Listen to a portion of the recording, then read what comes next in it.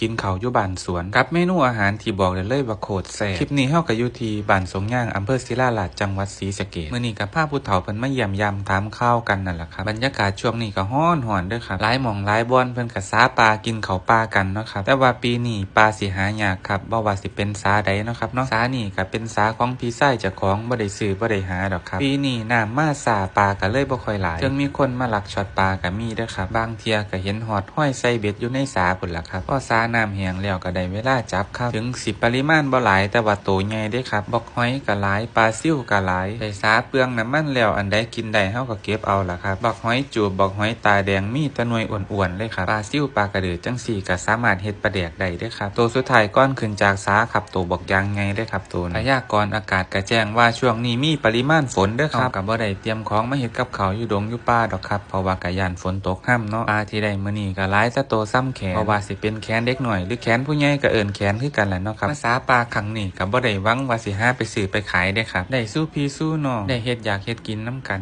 ซ้ำนี่ก็เป็นกำไรชีวิตแล้วล่ะครับหอยรุ่นนี้เอามาลวกแจ่วกินกับสมบักฮุ่งบอกได้เลยว่าโคตรแซ่บที่ขาดบ่ได้ก็คือเมนูปลาเผาปลาปิ้งย่างไฟอ่อนๆกินกับน้ำปลาจะแม่นแซ่บหลายก่อนสิขนของเมียบ้านก็พากันเรียกปลาก่อนล่ะครับปลาซิ่วปลากระเดิดเรียกไว้ถ้าก้อยหรือเอาไว้ถ้าไปเฮ็ดปลาแดกใส่ตำบักฮุ่งก็แซ่บดีคือกันครับเสร็จภารกิจก็ขนของกลับบ้านกับข้าวกับน้ำก็มาเฮ็ดกินอยู่บ้านเฮาพี่ล่ะครับกับข้าวเสริมเฮาก็มีหลายเมนูเด้ครับมื้อนี้บ่ว่าสิเป็นย่างกุ้งทะเลย่างหอยหวานหรือว่ากุ้งกามก็มีคือกันครับ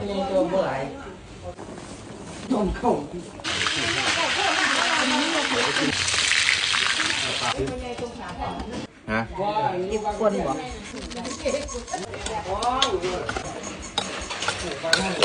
คนขี่เมาเฮ็ด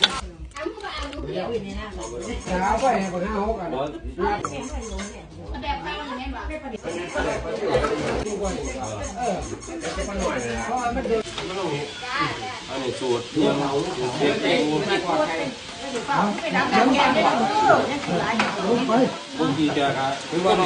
กับข้าวมื้อนี้ก็หลายอย่างหลายแนวแห้งเลือกกินบ่ถูกเลยครับมีเทิงเมนูบ้านๆมีเทิงเมนูจากภัตตาคารกินบ่ทันครบเมนูก็อิ่มแล้วครับโดนๆเที่ยได้มาเยี่ยมยามถามข่าวผู้เฒ่าเพิ่นก็เว้านัวหัวม่วนกันล่ะครับผมก่อนกลับเฮาก็พาไปชมสวนก่อนเนาะครับเนาะบรรยากาศบ้านสวนเลี้ยงงัวปลูกผักของทุกอย่างปลูกเองกินเองแทบสิบ่ได้ใช้เงินเลยครับคุณยายเพิ่นก็พามาเบิ่งของฝากอยากได้น้อยได้หลายก็เก็บเอาเลยครับนี่คือพืชที่คุณยายเพิ่นปลูกเองบ่ได้ใส่สารเคมีเคี่ยวได้สบายใจปลอดภัยหายห่วงบักพริกก็ห